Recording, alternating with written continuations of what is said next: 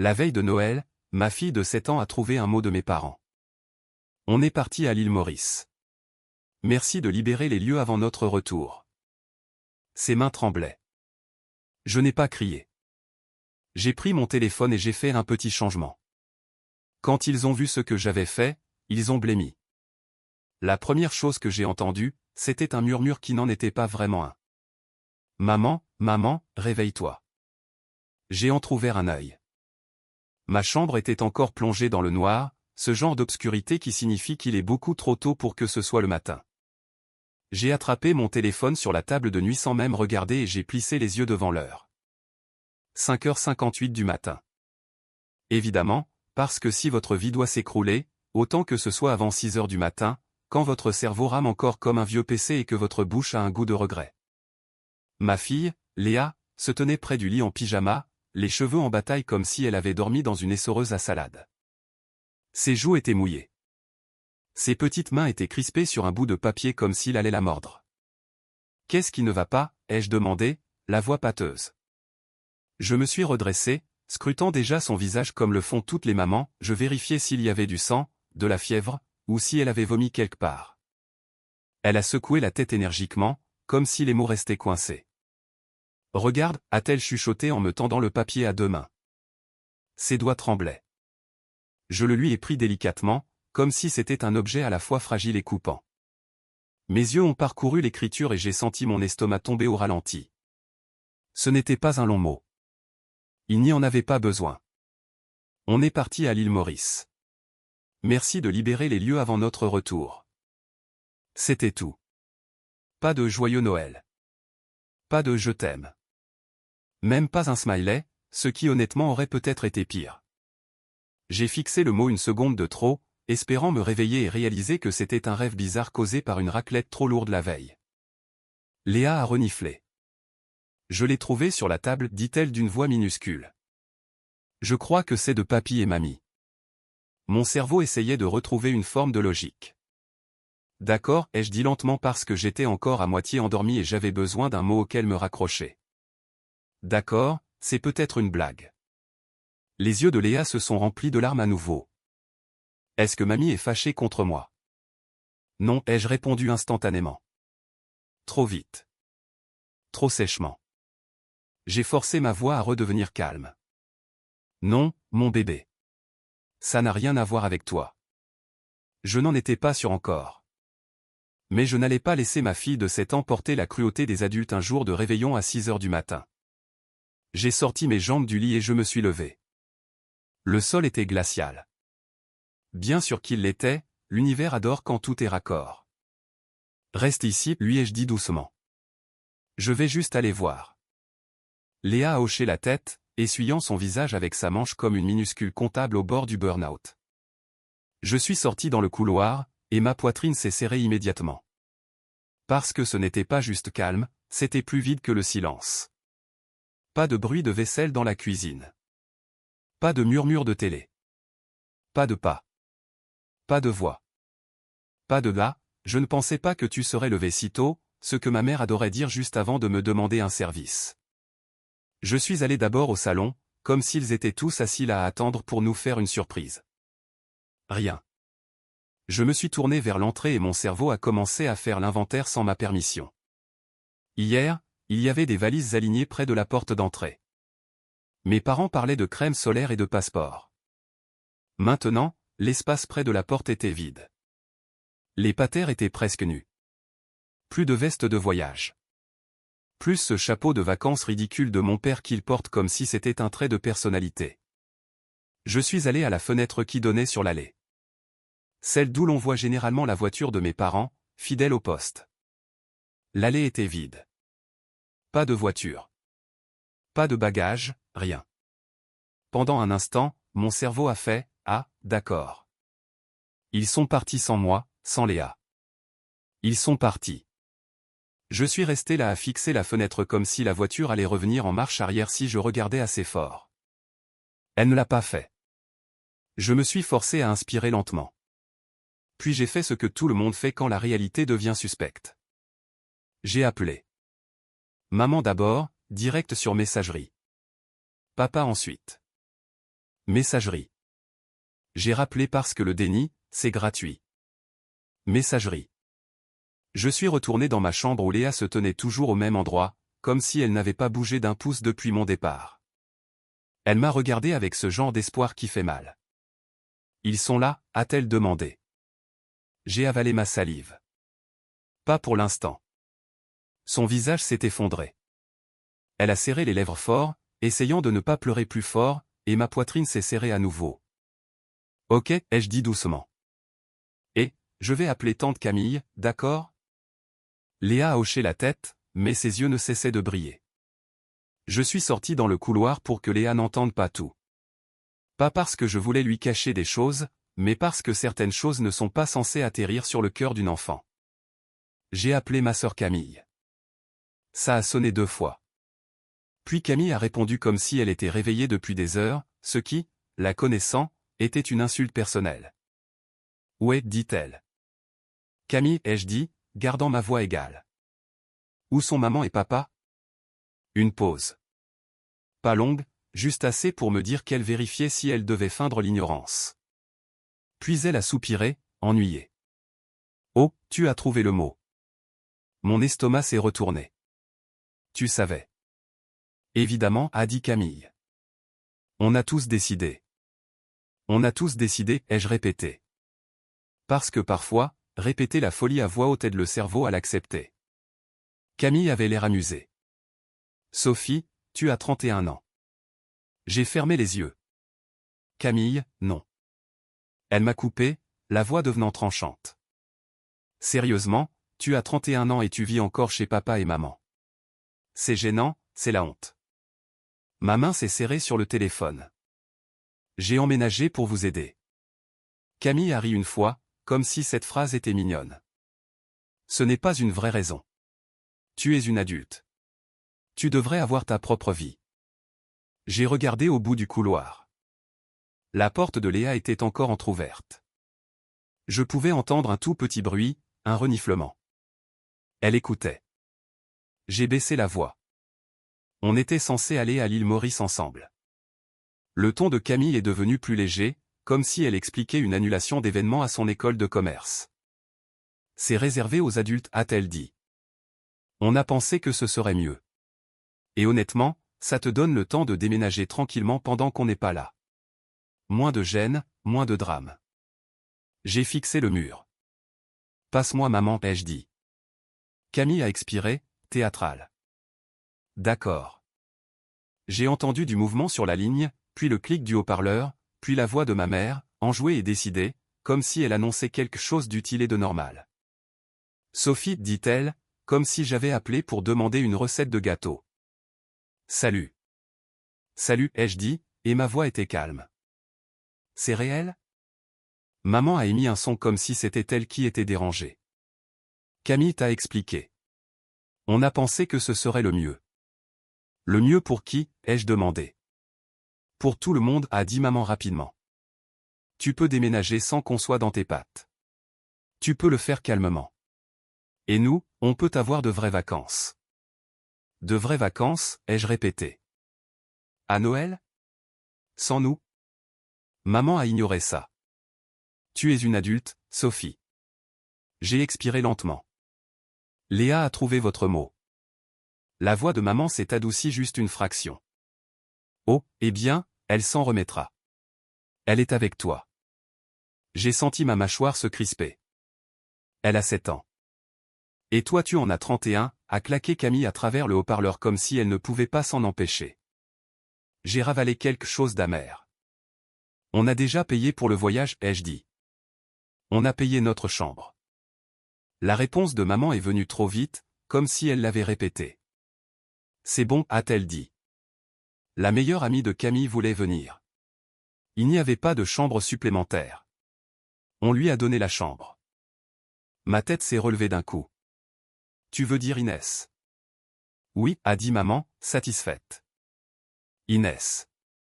Elle est la meilleure amie de Camille depuis la première année de fac. Elle est pratiquement de la famille. Les mots ont frappé comme une gifle. Elle est de la famille, ai-je répété lentement. Camille est intervenue, suffisante. Elle l'est. Elle a toujours été là pour moi. J'ai entendu la porte de Léa grincer légèrement.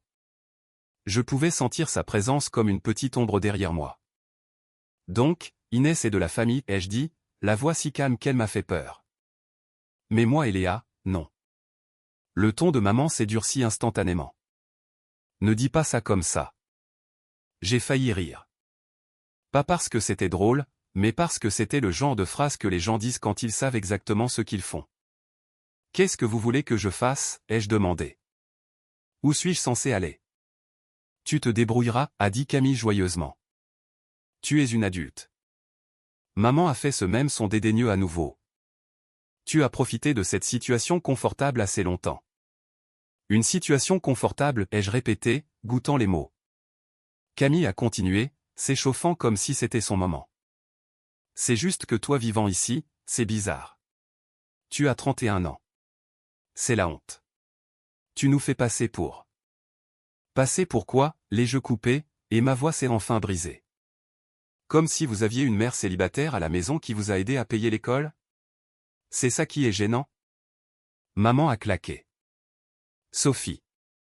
Camille a claqué. Tu vois? Le drame. Et à ce moment-là, quelque chose en moi a fait un déclic. Pas de rage, pas de larmes, juste de la clarté. Je n'ai plus argumenté. Je n'ai pas expliqué. Je n'ai pas supplié. J'ai dit très doucement, d'accord. C'est noté. Puis j'ai raccroché. Le silence qui a suivi semblait lourd. Je suis retourné dans ma chambre. Léa était assise au bord du lit maintenant, le visage mouillé, les mains rentrées dans ses manches. Elle m'a regardé comme si elle avait retenu son souffle tout ce temps. On est puni, a-t-elle chuchoté. Ma gorge s'est serrée. Non, ai-je dit immédiatement, traversant la pièce en deux pas et la tirant dans mes bras. Non, ma chérie. Nous ne sommes pas punis. Elle s'est accrochée à moi comme si elle avait peur que je disparaisse aussi. Est-ce qu'ils nous mettent à la porte, a-t-elle demandé, la voix tremblante. C'est à cause de moi? Mamie ne veut pas que je sois là. Je l'ai serré plus fort. Non, ai-je menti doucement parce que la vérité était trop grosse et trop coupante pour être mise dans les mains d'une enfant de 7 ans. Ce n'est pas à cause de toi. Rien de tout ça n'est ta faute. Léa a reniflé. Mais c'est Noël. Je sais, ai-je dit en embrassant ses cheveux. Et on va quand même fêter Noël. Je me suis reculé, j'ai essuyé ses joues avec mes pouces, et j'ai forcé ma voix à être stable. Écoute-moi, ai-je dit. On va bien. On va s'en sortir. Léa a hoché la tête, mais elle n'avait pas l'air convaincue. J'ai jeté un coup d'œil aux mots à nouveau, puis à mon téléphone. Je n'ai pas pleuré. J'ai pris mon téléphone, et j'ai fait quelque chose dessus calmement, soigneusement, sans le dire à personne. Quand ils ont réalisé ce que j'avais fait, leurs vies ont commencé à s'effilocher. Pour comprendre pourquoi je n'ai pas supplié ou négocié ou essayé d'en parler comme une personne normale, vous devez comprendre une chose. Ma famille n'est pas devenue comme ça du jour au lendemain. Ils n'avaient juste jamais été aussi directs à ce sujet. J'étais fille unique jusqu'à mes 11 ans. Et je sais comment ça sonne. Pauvre petite fille unique. Mais je ne dis pas ça pour la pitié. Je le dis parce que quand tu es la seule enfant, tu n'as pas de tableau de comparaison. Quand c'était juste moi, je pensais que mes parents étaient corrects. Ils n'étaient pas chaleureux et câlins. Ce n'était pas le genre de parents qui s'asseyaient par terre pour jouer à la poupée, mais ils me nourrissaient. Ils m'emmenaient à l'école. Ils étaient présents. Ils étaient le bien. Je n'avais rien pour comparer ce bien. Puis Camille est née et soudain, c'était comme si mes parents avaient été échangés contre un tout autre couple d'adultes qui avaient apparemment découvert la joie, la patience et l'argent. Toutes les choses que je n'avais pas le droit de faire, Camille pouvait les faire. Tout l'argent qu'il n'avait pas quand j'avais besoin de quelque chose, comme par magie, l'argent existait quand Camille le voulait. Et Camille n'était pas juste bien traitée. Elle était traitée comme une petite reine. Ses caprices étaient de grandes émotions. Mes émotions étaient de l'attitude. Ses désordres étaient mignons. Mes erreurs étaient de la négligence. Je me souviens avoir regardé ça comme une expérience scientifique à laquelle je ne m'étais pas inscrite. Et la partie la plus gênante, c'est que j'essayais de l'expliquer parce que qu'est-ce qu'on peut faire d'autre? On ne veut pas croire que ses parents aiment votre petite sœur plus que vous. On ne veut pas passer pour l'aînée jalouse. Alors je me disais des choses comme, ils sont plus vieux maintenant. Ils sont plus calmes. Ils ont appris en m'élevant. Ils ont une meilleure situation financière. Les gens changent. Je continuais d'essayer de trouver un sens à tout ça. Et puis on m'a assigné mon rôle. L'aide, le troisième adulte, la babysitter intégrée. J'ai fait les couches. J'ai fait les biberons. J'ai fait le surveille ta sœur pendant que je fais des courses. J'ai fait le tiens là pendant que je cuisine. J'ai fait le tu es plus grande, tu comprends. À l'adolescence, ce n'était plus peux-tu aider, c'était tu dois aider. Et dès que j'ai pu travailler, j'ai contribué au foyer. Pas façon petit boulot d'été pour de l'argent de poche, façon tu vis ici aussi. Camille n'a jamais fait ça. Camille était l'investissement. Camille était le futur. Camille était celle qui avait besoin de choses. J'étais l'aîné. On attendait de moi que je gère et je m'y suis habitué. C'est la partie que les gens ne comprennent pas. On ne se réveille pas un jour en se disant « Waouh, je suis traité injustement ». On se réveille en pensant « c'est normal ». C'est ce que font les familles. J'ai fait un BTS pas loin parce que c'est ce que mes parents disaient qu'on pouvait se permettre. Pas d'argent pour des trucs chics, m'a dit ma mère, comme si elle me faisait une faveur en le disant doucement. Alors j'ai fait mon BTS. J'ai vécu à la maison. J'ai travaillé. J'ai baissé la tête. J'ai construit une carrière correcte. J'ai commencé à gagner ma vie correctement. Je me suis marié jeune. J'ai eu Léa à 24 ans. Et puis, parce que la vie aime mettre du piment, j'ai divorcé il y a environ 3 ans. Je ne vais pas transformer ça en histoire de divorce. Ce n'est pas le sujet. Je dirais juste que ça n'a pas marché. Mais voici ce à quoi je ne m'attendais pas. Après le divorce, la vie est devenue belle. J'ai eu mon propre appartement. Ce n'était pas immense, mais c'était calme. C'était sûr. C'était juste moi et Léa. Pas de commentaires passifs-agressifs, pas de culpabilité, personne pour me dire que je devais mon travail à tout le monde. Pour la première fois de ma vie, je n'étais pas sur le qui-vive en attendant que quelqu'un exige quelque chose de moi. Et puis mes parents ont appelé. Ça a commencé avec ce ton, le ton où nous sommes raisonnables. Camille avait été acceptée dans une grande école de commerce prestigieuse, pas un petit BTS, pas l'option près de la maison, une vraie, une chère. Et ça demandait des frais de scolarité et de vivre ailleurs. Maman m'a dit à quel point ce serait dur pour Camille de se le permettre, même si mes parents lui donnaient ce qu'ils pouvaient. Papa m'a dit que Camille devrait peut-être trop travailler à côté. Que ça gâcherait son expérience. Et puis la question est venue emballée dans de la culpabilité et du sucre. Est-ce que tu peux aider? Je me souviens avoir fixé le mur de ma cuisine dans mon petit appartement pendant que Léa coloriait à la table. Comment, ai-je dit? Je suis une mère célibataire. La réponse de maman était fluide. Tu pourrais emménager avec nous. Bien sûr. Revenir dans la maison que j'avais passé ma vie d'adulte à essayer de fuir pour pouvoir financer l'enfant qu'ils aimaient plus que moi. On te donnera une grande chambre, a dit maman. On t'aidera avec Léa. Tu économiseras tellement d'argent sur le loyer et ensuite tu pourras utiliser cet argent pour aider ta sœur. L'avenir de Camille, le rêve de Camille, le tout pour Camille. Et je ne voulais pas. Je veux que ce soit clair. Je ne voulais pas revenir. J'aimais ma tranquillité, mais j'avais été conditionné pour ça toute ma vie. J'avais été dressé pour aider Camille, pour me sacrifier, pour excuser. Alors, j'ai accepté. J'ai emménagé il y a environ 1 an et demi, et j'ai fait ce que j'avais dit. L'école de commerce de Camille facturait tout via un compte étudiant, les frais de scolarité, le logement étudiant, et les frais de vie sur le campus. Un prêt étudiant privé couvrait une partie de ce total. Je me suis porté caution pour ce prêt. Tout ce que le prêt ne couvrait pas, je le payais directement. Ma carte bancaire était enregistrée sur le portail de l'école, et chaque mois je couvrais le solde restant. C'était le deal.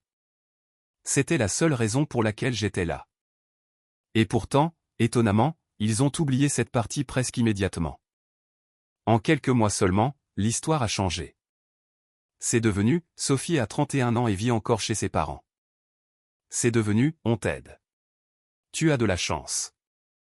C'est devenu Camille qui me traitait de sensu, de raté, de la honte.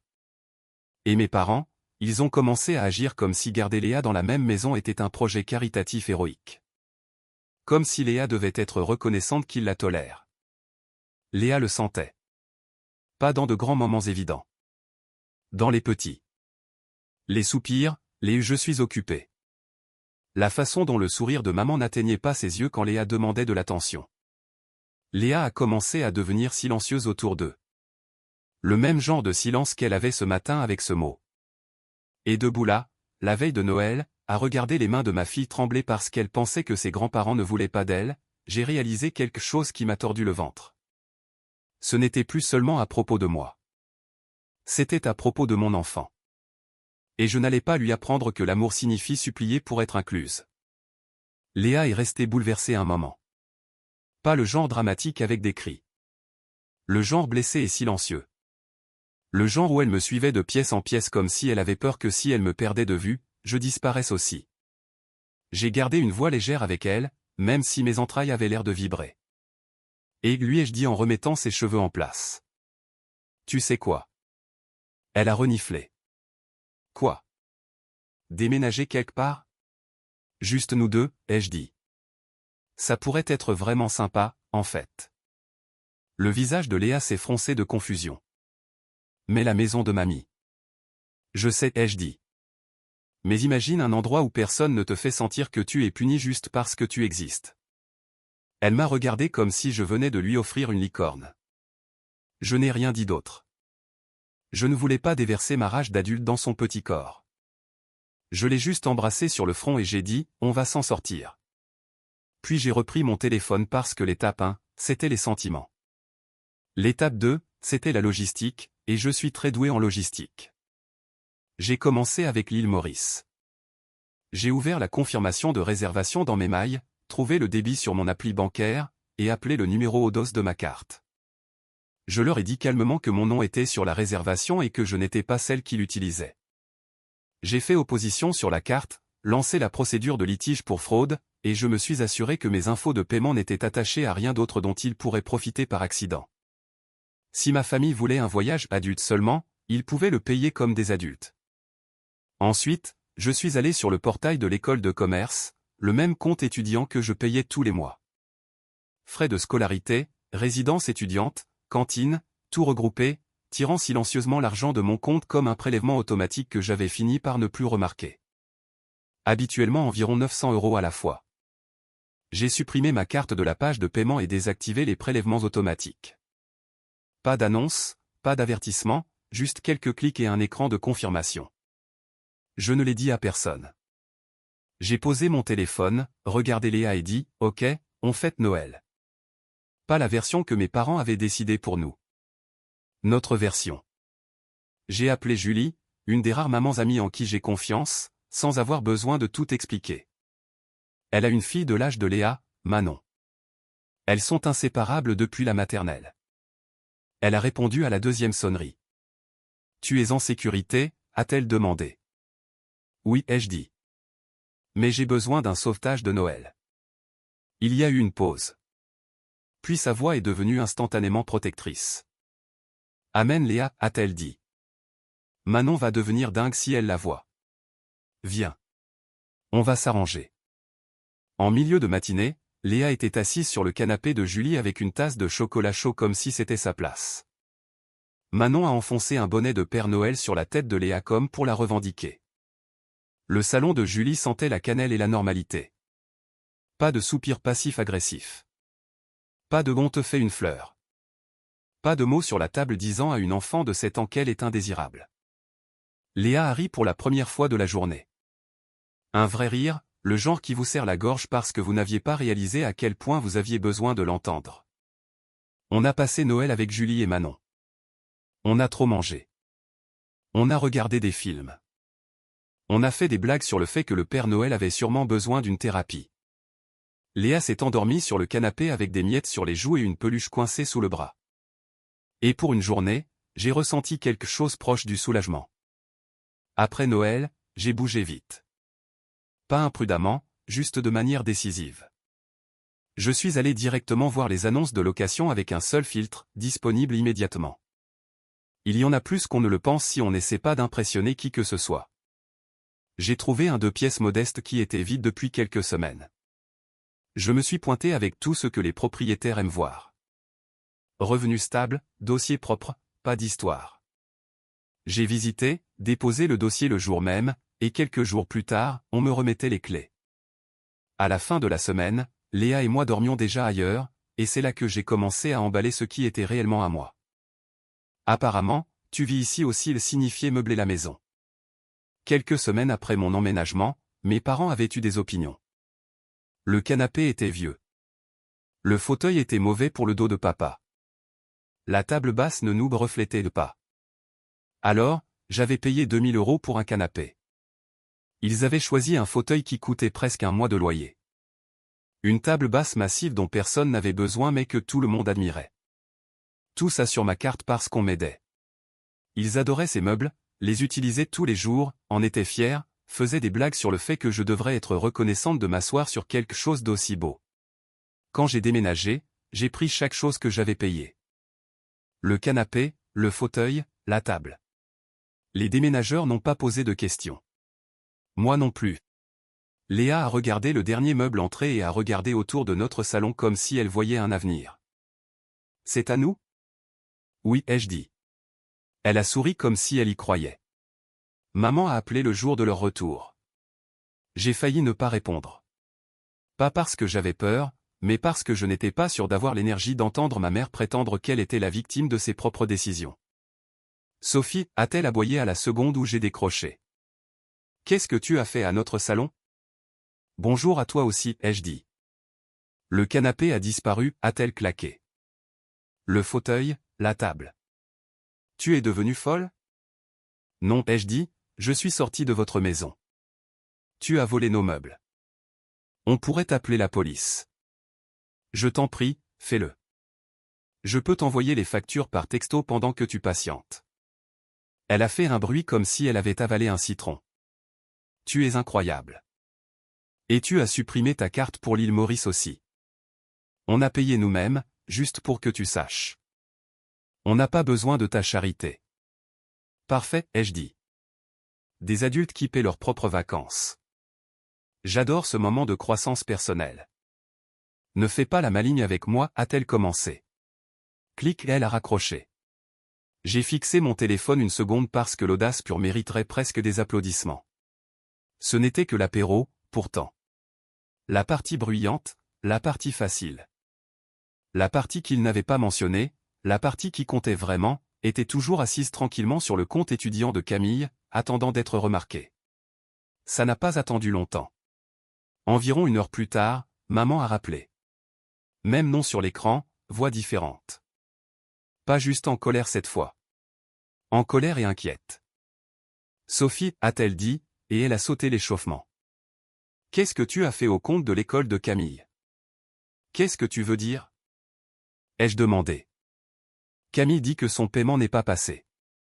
Il y a un mail, un blocage. Elle ne peut pas s'inscrire pour le prochain trimestre si ce n'est pas réglé. J'ai gardé ma voix stable. Ma carte n'est plus sur le portail.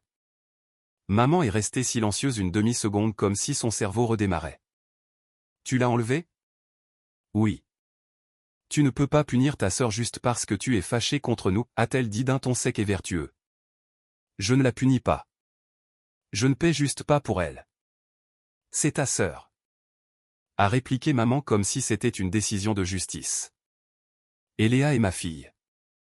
Vous avez laissé un mot d'expulsion là où elle pouvait le trouver. Ne change pas de sujet, a claqué maman. Je ne change pas de sujet.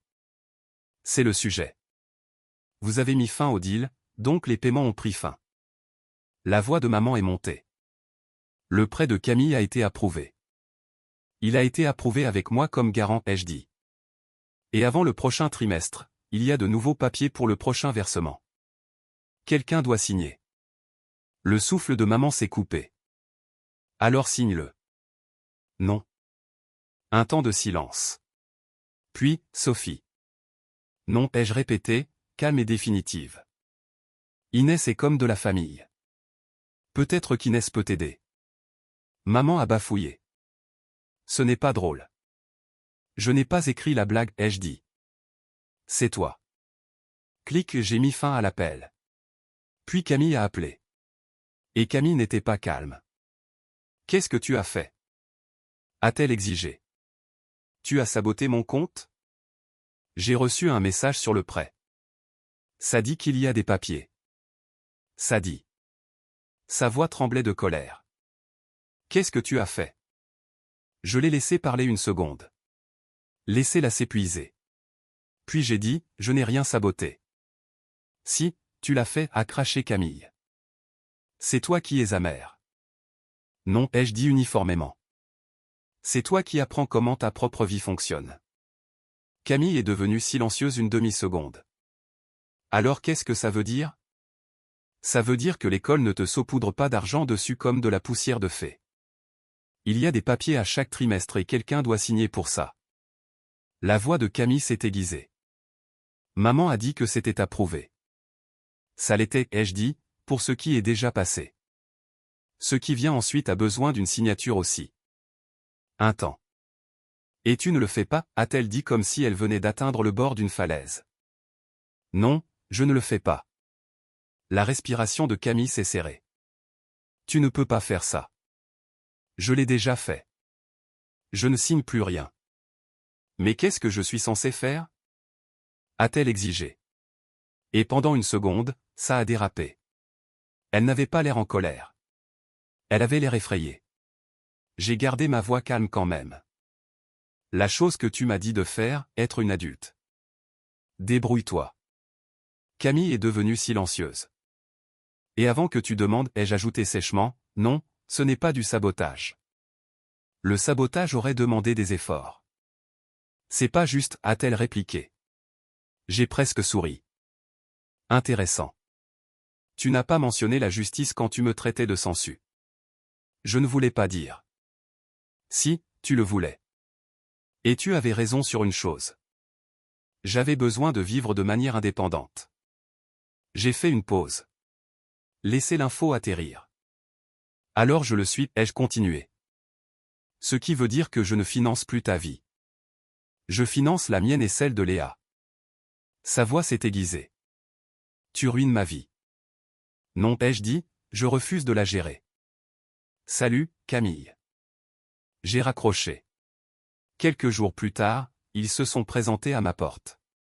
Maman, papa, Camille, tous les trois debout là comme une équipe qui s'était entraînée à être polie dans la voiture. Je n'ai pas ouvert la porte. J'ai parlé à travers. Qu'est-ce que vous voulez? Ai-je demandé. La voix de maman est devenue douce. Trop douce. Sophie, chérie, on peut parler? Non, mais je ne l'ai pas dit encore. Je l'ai laissé continuer à parler parce que parfois les gens révèlent tout quand ils pensent être persuasifs. Papa s'est raclé la gorge. On a juste besoin que tu écoutes. La voix de Camille a coupé, tranchante. Ce n'est pas drôle. J'ai presque ri à nouveau. On n'avait jamais dit non à Camille de sa vie. Bien sûr, elle pensait que les limites étaient une blague. Maman a dit, on a vraiment besoin que tu aides ta sœur. Et voilà. Camille ne peut pas avoir le pressant à co-signature, a ajouté papa doucement. Et on ne peut pas se porter caution, c'est précipité maman. Notre crédit n'est pas. On ne remplit pas les conditions et on ne peut pas se permettre de couvrir ça nous-mêmes. Camille a claqué, alors signe juste. Maman a refait cette même voix sucrée. On s'aime tous. On est une famille. On voulait juste que tu grandisses, a ajouté Camille sans le vouloir. Je n'ai pas 31 ans comme toi. Silence.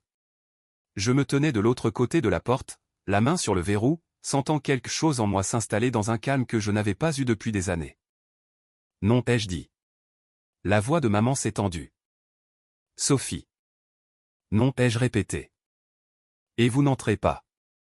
La voix de Camille est montée. Tu ne peux pas me faire ça. J'ai expiré lentement. Je ne te fais rien. Je ne le fais juste plus pour toi. La voix de Camille s'est brisée. Je ne pourrai pas étudier. Tu trouveras une solution, ai-je dit. Et oui, je le pensais de la même manière qu'ils le pensaient quand ils m'ont laissé avec un mot d'expulsion. Tu es une adulte, toi aussi. Maman a claqué. Ne sois pas cruel. J'ai presque ri. Cruel? Vous avez laissé un mot pour que ma fille de 7 ans le trouve. Papa a essayé plus doucement. Sophie, s'il te plaît. J'ai gardé ma voix stable. Vous n'avez plus accès à mon enfant. On coupe les ponts. Pas de contact avec moi. Pas avec Léa. Camille a fait un bruit d'étouffement. Tu gâches tout.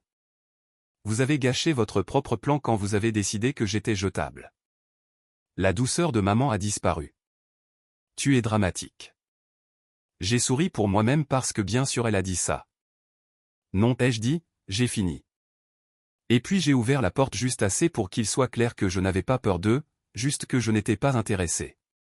Et j'ai pointé le couloir. Partez. Pendant une seconde, Camille a eu l'air de vouloir pleurer, comme si elle ne pouvait sincèrement pas traiter l'information que quelqu'un refusait de la sauver. Puis, papa s'est détourné le premier. Maman a sifflé quelque chose dans sa barbe. Camille a fixé la porte comme si elle essayait de la forcer à s'ouvrir par la seule force de son arrogance. Puis, ils sont partis et le couloir est devenu silencieux. Pas un silence vide, un silence paisible. J'ai verrouillé la porte et je suis retourné là où Léa coloriait à la table dans notre nouveau salon, fredonnant doucement pour elle-même comme si le monde avait enfin un sens. Il y a environ 2 mois, mon téléphone s'est allumé avec le nom de maman à nouveau, et j'ai failli ne pas répondre parce que je savais déjà que ce n'allait pas être des excuses. Mais quelque chose en moi a dit, prends-le. Écoute ce qu'ils veulent cette fois. Parce qu'après tout ce qu'ils ont fait, il y avait encore un dernier rebondissement que je n'avais pas vu venir. Ce n'était pas à propos de Léa. Ce n'était pas pour s'excuser. Ce n'était même pas à propos de Camille. C'était à propos de la maison. Ils avaient besoin de ma signature à nouveau pour renégocier le crédit ou éviter une hausse des mensualités du prêt immobilier. Je m'étais porté co-emprunteur il y a 5 ans, à l'époque où aider la famille ressemblait encore à de l'amour plutôt qu'à une étiquette d'avertissement. Maman a appelé ça juste une signature. Comme si mon nom était un tampon gratuit. Papa continuait de dire ce n'est rien. Comme si rien ne devenait jamais quelque chose jusqu'à ce que ça leur arrive à eux. Ils ont dit que si les paiements augmentaient, ils ne pourraient pas se le permettre. Ils ont dit qu'ils pourraient perdre la maison. Et je ne vais pas mentir, entendre ça m'a fait quelque chose. Pas de la culpabilité, pas du triomphe, juste cette ironie brutale et silencieuse. Les mêmes personnes qui ont laissé un mot d'expulsion pour qu'une enfant le trouve me demandaient maintenant de sauver leur maison. Je leur ai dit non. C'était la dernière fois que j'ai entendu parler d'eux. Et je ne vais pas prétendre que je sais exactement comment ça finit pour eux. S'ils ont trouvé quelqu'un d'autre pour porter le fardeau ou si tout s'est finalement effondré comme ça aurait toujours dû être le cas. Tout ce que je sais, c'est ce qui s'est passé ensuite dans ma maison. Léa a fait ses nuits. Pas de main qui tremble, pas de peur, juste la paix.